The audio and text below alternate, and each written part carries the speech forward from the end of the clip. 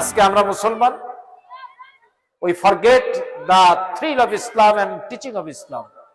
এটা অত্যন্ত দুর্ভাগ্যের বিষয়, মুসলমানরা আজকে ইসলামের শিক্ষা ভুলে গেছে। আল্লাহ রাব্বুল আলামিন রাসূলের মাধ্যমে বলেছিলেন, রাসূল বলেছেন বুনিয়াল ইসলাম খামসিন শাহাদাতি আল্লাহ ইলাহা ইল্লাল্লাহ।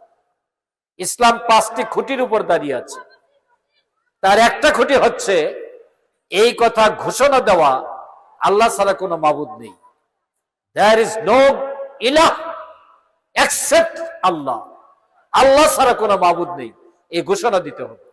তার মানে এই পৃথিবীতে একমাত্র আল্লাহর হুকুম, আল্লাহর বিধান, আল্লাহর নির্দেশ চলবে, আর কারো নির্দেশ চলবে না, এই ঘোষণাটা দিতে হবে।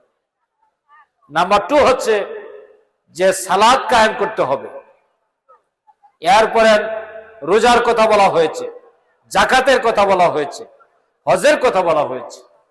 আজকে এই 5টি খুঁটির উপরে যে ইসলাম দণ্ডায়মান, মুসলমানদের যদি ক্যালকুলেট করা হয় 92% মুসলিম ইন বাংলাদেশ।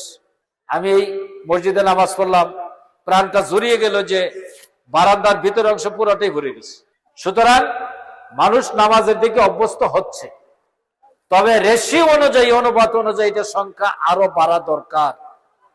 যদি কোন জনপদের লোকেরা সালাত কায়েম করে, আল্লাযিনা মাক্কানাহুম ফিল আরদ ওয়া ইকামিস সালাত ওয়া ইতাজ যাকাত, যে জনপদের ক্ষমতায় অধিষ্ঠিত ব্যক্তিরা সালাত কায়েম করবে, যাকাত ভিত্তিক অর্থনীতি কায়েম করবে, আল্লাহ বলছেন সেই সমাজ, সেই রাষ্ট্রে, সেই ভূখণ্ডে কোনদিন কোন অভাব অনটন দেখা যাবে না, মানুষ শান্তিতে থাকবে।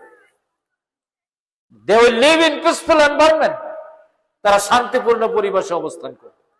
আমি মুসলিম ভাইদেরকে বলবো, দেখেন ইসলাম পৃথিবীর মধ্যে মানব জাতিকে মুক্তি দিতে পারে, শান্তি দিতে পারে, সুখ দিতে পারে, সমৃদ্ধি দিতে পারে। আমরা ইসলামকে ধর্ম বানাই রেখেছি। It is not a religion. Islam is a complete system of life.